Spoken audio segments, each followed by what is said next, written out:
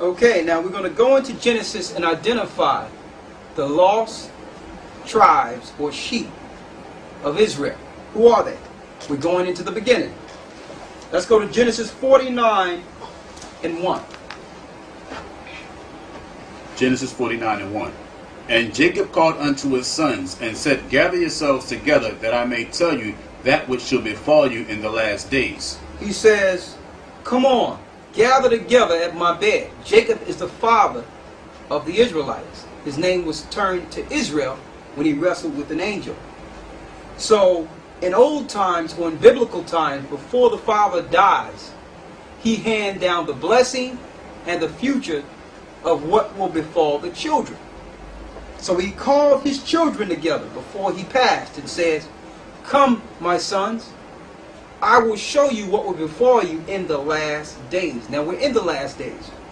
So he was not talking about those children per se, but the seed of his children. What would be the condition of your children in the last days? This is how we can identify who the lost sheep are according to bloodline. Read. Verse 2. Gather yourselves together, and hear ye sons of Jacob, and hearken unto Israel your father. Israel your father. Who are the children of Israel? Read. Reuben, thou art my firstborn. Reuben was the firstborn. Now usually the firstborn inherits, or he's the heir or the heir of the father. He inherits all the blessings. But what happened to Reuben? Read. Reuben, thou art my firstborn, my might, and the beginning of my strength, the excellency of dignity and the excellency of power. The excellency of dignity and the excellency of power. Read. Unstable as water, thou shalt not excel, because thou wentest up to thy father's bed, then defoulest thou it. He went up to my couch.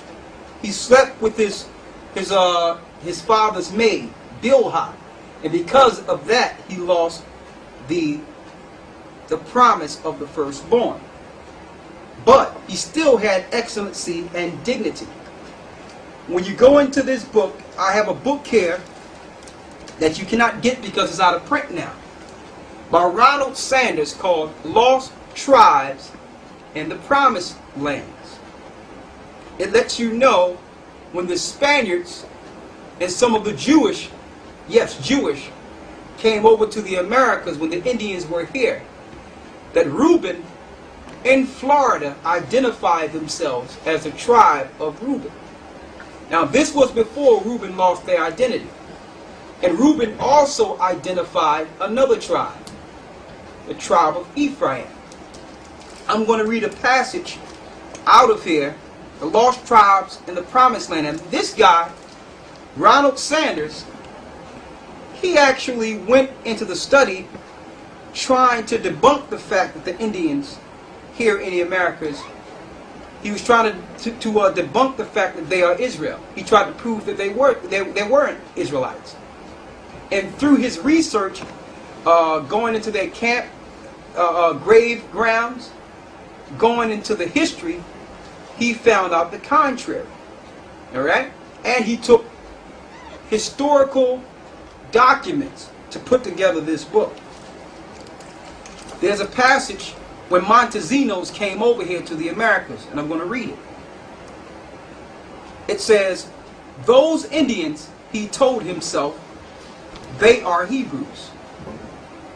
Pondering this thought incredulously, and yet with growing conviction, he resolved that if he ever was released, he would seek out the Indian Francisco and try to learn the truth. So Montesinos was arrested, and he found out that, listen, these guys may be the Israelites. So when I get loose, I'm going to figure this story out. So he came over here. It says, Montesinos' story unclear as to the circumstances of his incarceration is equally unclear as to those of his release.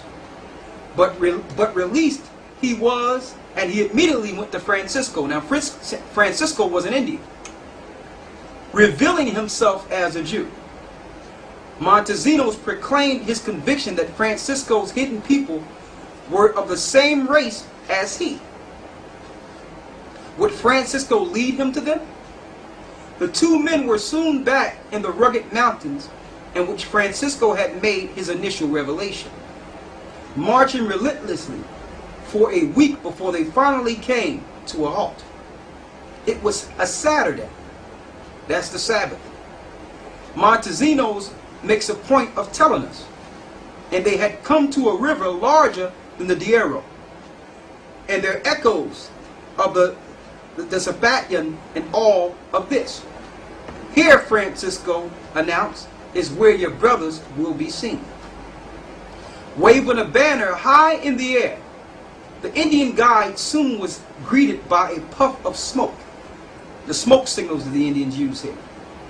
Far beyond the other banks of the river, a response of his signal. The two men waited. Eventually, a canoe appeared, bearing 3 men and a woman, all of them Indians, to the place where Francisco and Montesinos were standing at the water's edge. So they communicated a signal to say, come on down. The Indians got in the canoe and made themselves known.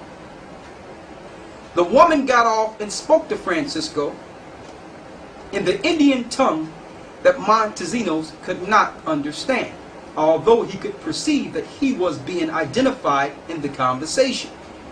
She then turned to her mate companions to explain the situation. Upon hearing her words, they rose and went over to Montesinos, and to his utter astonishment said, Shema Yasha'Allah, Alahayanawa Akkad. Hear, O Israel, the Lord our God is one. They had recited in Hebrew the fundamental credo of Judaism.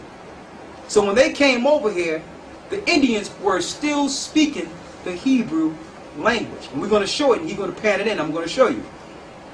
A brief conversation then ensued in their common ancestral tongue. According to Montesinos, whose fluency in it is almost perplexing to the reader of his narrative as it is that of the 3 mysterious new companions, they told him that they were themselves of the tribe of Reuben, the same tribe we're reading of in Genesis the 49th chapter, finding the lost tribes. So we know that the tribe of Reuben is the Seminole Indians. Also, there's a residue in Australia, because it says they would not excel. You have the Aborigines, or the indigenous people of Australia, who are living in very subservient lifestyles at this point. So they also are part of Reuben in Australia. And that the tribe of Joseph lived on an island nearby. So not only did Reuben know who he was identifying that Ephraim, the son of Joseph, was on an island nearby. Now we have identified the first tribe, Reuben, the firstborn, Seminole Indians, and the Indian tribes, or the Aborigines of Australia. Let's go back to Genesis 49 and read the 3rd and 4th verse again. Reuben, thou art my firstborn, my might and the beginning of my strength, the excellency of dignity and the excellency of power, unstable as water. Now it says the excellency of my power. They are the only Indian tribes that didn't make a peace treaty with the Europeans that came over here, because they had too much dignity to sign a peace treaty. And mind you, every peace treaty the Indians signed anyway was broken. So they had enough dignity to say, listen, I'm not signing no peace treaty. They're unstable as water. Read on. Thou shalt not excel, because thou wentest up to thy father's bed. So Reuben would never come to